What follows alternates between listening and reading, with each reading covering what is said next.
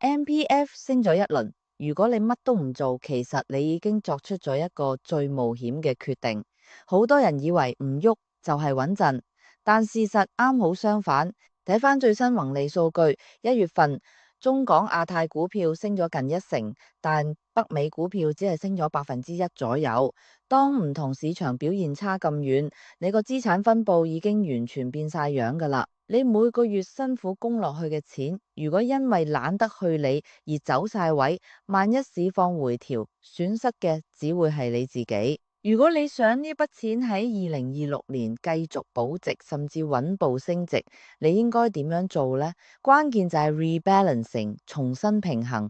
呢個動作唔係叫你離場啊，而係幫你鎖定利潤，將賺咗嘅錢先放入口袋，再將資產比例調校返去最安全、最有效率嘅狀態。唯有咁樣，你先可以喺升市嗰陣賺得到，跌市嗰陣守得住。